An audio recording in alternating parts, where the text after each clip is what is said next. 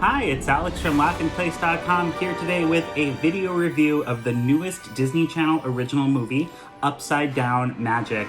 Now, as you can tell, I grew up with things like Harry Potter, and even before that, The Worst Witch, which played all the time on Disney Channel. So this kind of story would have been right up my alley when I was in Disney Channel's target audience. I'm now old enough to have kids who are at the right age to watch Disney Channel, but I approached this review thinking, when I was 13 to 15, what would I have thought of Upside Down Magic? And I have to say I would have loved it. This would have been right up my alley. As an adult, it's easier to kind of pinpoint how much they borrow from a lot of other stories like this, particularly Harry Potter. So I'll get into that right away. The school in the film is Sage Academy, and it's supposed to be somewhere in North America. It was obviously filmed in Canada, but it replaces kind of your typical castle setting like you would find in The Worst Witch or Harry Potter with a California arts and crafts style college dormitory. And this was actually filmed at a real school in British Columbia. It's a boarding school, so literally a school with dormitories. But because of that, it sort of sets itself apart visually from some of those other magic school projects that you've seen or are familiar with. And then the story is also a little bit different as well. Think of it almost like Harry Potter gets to Hogwarts and he's expecting to be sorted into one of the four houses, but instead there's a bonus house that nobody knew about. That's where they send kids whose magic isn't working correctly. So the main character, her name is Nori, and in this world there's 5 schools within Sage Academy, and rather than it being sorted by your personality type or personality traits, you're sorted by what type of magic you are able to do. There's 5 types. They call them flyers, which is obviously flying, fuzzies, which is not as gross as it sounds. That's just people who can talk to animals. Flickers, which I guess in the books, which I've never read, but in the Scholastic book series, a flicker is somebody who can make themselves invisible. In the films, a flicker is somebody who can bring things to them with like the flick of a hand. There's flares who can do fire magic, and then there's a fluxer, which is what Nori is, and that's basically a shapeshifter or transfiguration if you're dealing with Harry Potter. So Nori has been able to shapeshift into kind of this cat dragon hybrid.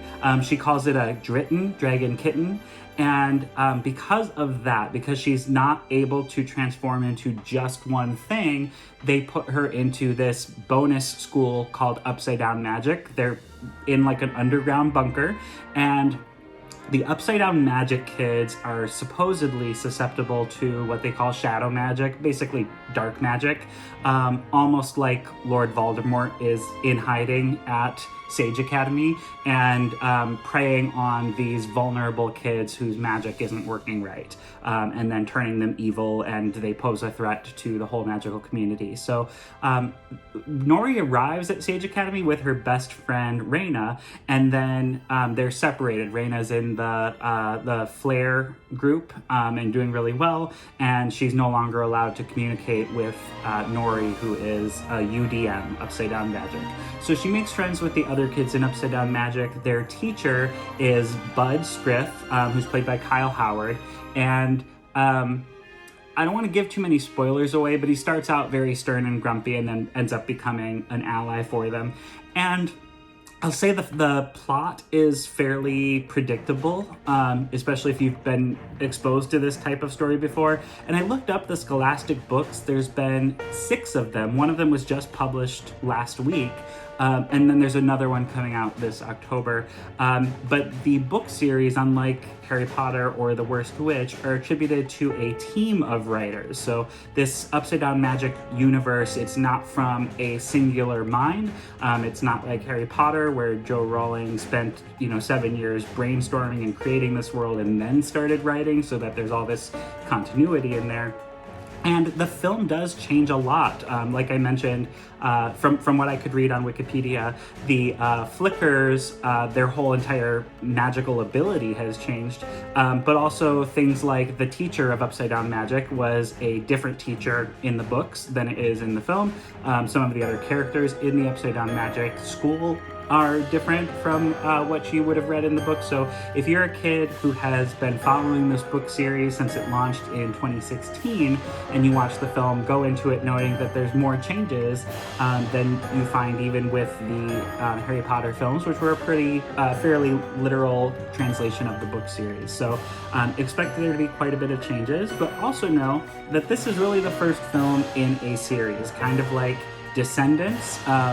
This isn't a musical, but Disney Channel likes to set up these kind of TV franchises. So Upside Down Magic is really the first in a series of films because of the way that it ends. So you'll find out that there's something left unresolved, and that will be resolved in probably a second film unless this really doesn't do well. But I can't imagine that it won't do well. It's really well done for the target audience, and it very much took me back to my middle school days, which were when the Halloween Town series started, and even when I was in high school, the Twitches series.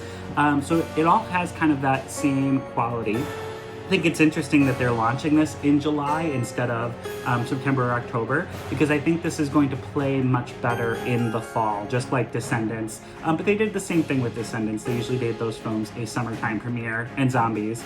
And those had thematic elements that really play better closer to Halloween. So I think the same thing with Upside Down Magic. This is obviously going to replay a lot as we get closer to that holiday, and also it'll eventually be on Disney+. But if you're excited for Upside Down Magic, if you want to see the film, you can catch it only on Disney Channel, premiering Friday, July 31st, and then it'll re-air for eternity, and then eventually it'll end up on Disney+.